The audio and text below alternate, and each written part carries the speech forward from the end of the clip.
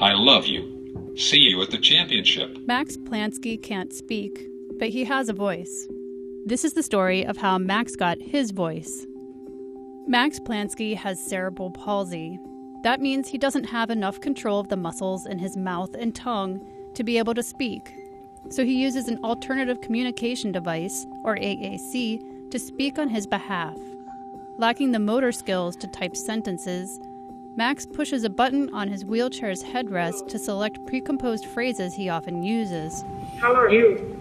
Or to type words letter by letter with his AAC. Just because I'm in a... For years, only a limited range of voices has been available on devices that help people like Max communicate. Now, a technology-driven push is underway to create more personalized voices instead. Rubal Patel has been working to personalize the synthetic voices of people who don't have the ability to speak. A speech pathologist and computer science professor at Northeastern University, her research led her to found a startup called VocaliD, which has developed its own method for creating individualized synthetic voices. We tell a lot about people, or we know a lot about who it is that we're interacting with because of their voice. For someone who uses a device to talk, there's a barrier. You really like. And that barrier is you're talking through a box, and that box is really quite generic. And it's only really now that we're starting to think about, well, what should that voice sound like? So in an infinite universe, there must be other occurrences of life.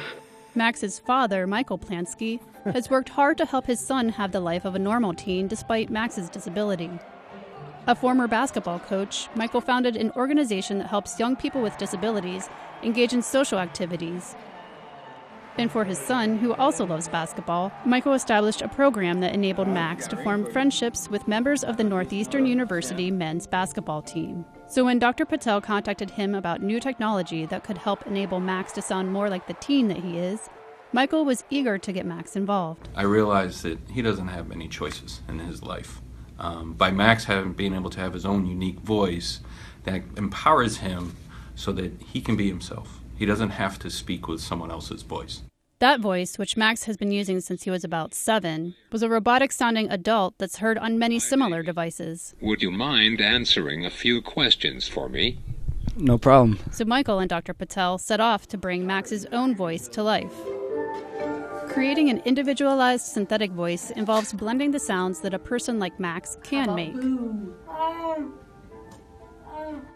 After recording those sounds, Dr. Patel's team searches the VocaliD voice bank, a database full of audio recordings for the voice of a person that's close in age and size. How are you today? How are you today? VocaliD has been building its voice bank since December of 2014.